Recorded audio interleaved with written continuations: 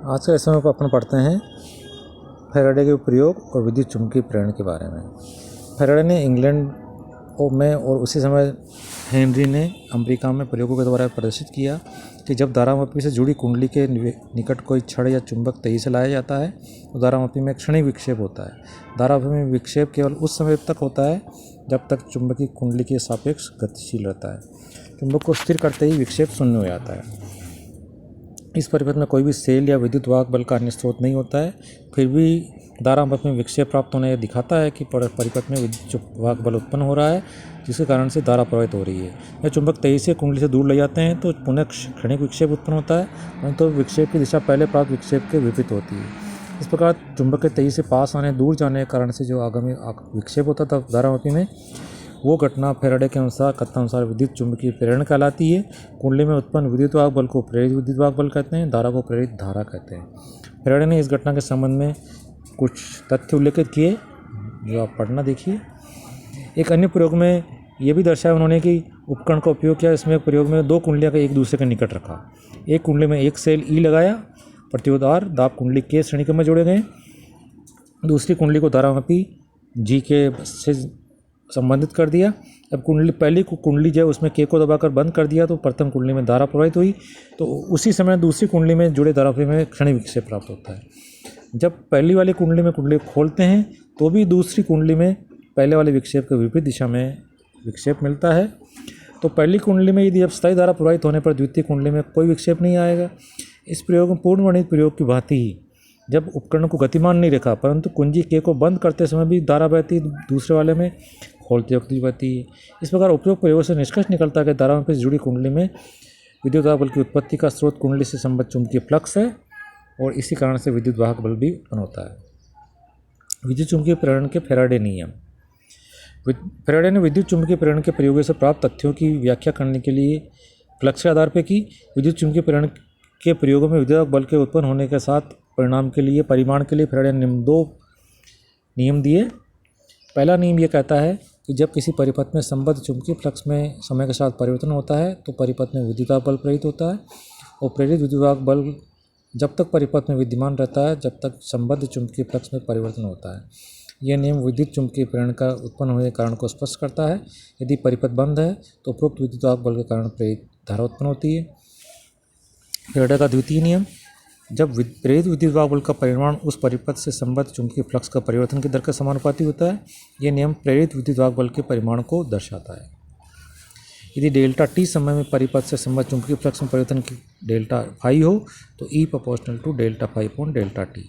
उपयुक्त मात्रों का चयन अनुपातिक नियतांक के द्वारा हो जाता है, जिससे कि E equal to delta phi upon delta T. इस समय में परिवर्तन अत्यंत लघु हो तो E equal to limit delta T tends to 0 delta phi upon delta T या E equal to delta D phi upon D T. यदि चुंबकीय फ्लक्स परिवर्तन की दर वेबर प्रति सेकंड में हो तो प्रेरित विद्युत वाहक बल वोल्ट में होगा।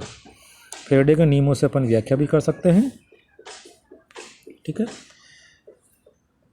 इसी प्रकार से लेंज का नियम भी दिया उन्होंने। तो लेंज के नियम के अनुसार विद्युत चुंबकीय प्रेरण के कारण किसी चालक में उत्पन्न विद्युत धारा की दिशा सदैव इस प्रकार होती है कि वह उस कारण का विरोध करती है जिससे उसकी उत्पत्ति हुई है। जैसे चित्र बता रखा है, देखिए, यदि पहली कुंडली के पास यदि अपन एन सिरा रखते हुए पास में लाएं तो दूसरी कुंडली में चूँकि पहले का दूसरा सिरा भी एन होगा तो दूसरी कुंडली में एन टाइप का वामावर्त दिशा में प्रेरित धारा बहेगी। यदि पहली कुंडली में यदि एस सिरा पास में लाएं तो दूसरी कुंडली में एस टाइप से चुंबकीय प्रेरण होगा। ये समझ रखा, आप समझना इनको।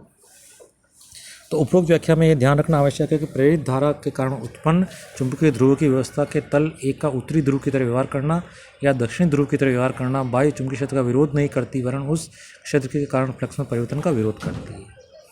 इसलिए लेंज का नियम प्रेरित धारा की दिशा निर्धारित करता है, यानी बंद परिपथों पर ही प्रयुक्त हो सकता है। इस प्रकार से कुंडली में प्रेरित विद्युत वाहक बल और धारा और आवेश के मान भी अपन डिफाइन कर सकते हैं। क्योंकि फाई होता है flux equal to B dot A या बी ए जब कुंडली का तल चुंबकीय क्षेत्र के लंबवत होता है, इसलिए E equal to minus D phi upon D T या minus D by D T of B A, या ई कह सकते हैं E equal to N E होता है। यानी minus N D phi upon D T, number of turn यदि N हो तो, इसलिए ये ई की वैल्यू ई एम एफ की वैल्यू हो जाएगी minus D by D T of N phi. इस प्रकार एन फेरो वाली कुंडली इस प्रकार व्यवहार करती है जैसे उसमें पारित फ्लक्स एन फाई हो। एन फाई को कुंडली की फ्लक्स संबद्धता, फ्लक्स लिंकेज भी कहते हैं। यदि कुंडली के तल पर लंब की दिशा यानी सदिश ए की दिशा चुंबकीय क्षेत्र से थीटा कोण बनाती है तो E is equal to minus D phi D by D T of N B A cos theta. इस प्रकार से अपन डिफाइन कर सकते हैं या इसको, इसलिए यहाँ प्रेरित धारा की वैल्यू हो जाएगी D Q upon D T.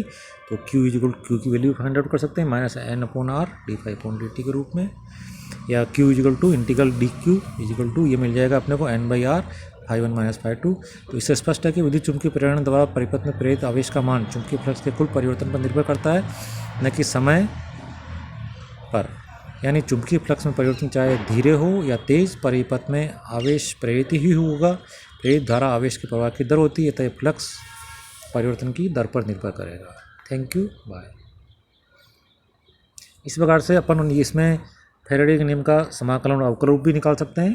देखिए निकाल रखा है ये आगे। तो इसमें यहाँ पर अपन स्टोक की कर्ल में काम ले रखी है 6 नंबर वाली, देखिए आप। तो यहाँ पर जो इंटीग्रल फॉर्म है, इंटीग्रल फॉर्म कहलाएगा, ये 4 नंबर वाली इंटीग्रल फॉर्म कहलाती है, और डिफरेंशियल फॉर्म कहलाएगी ये नीचे नीचे वाली curl E is equal to minus B के रूप, minus B dot delta B upon delta T. ठीक है, ओके।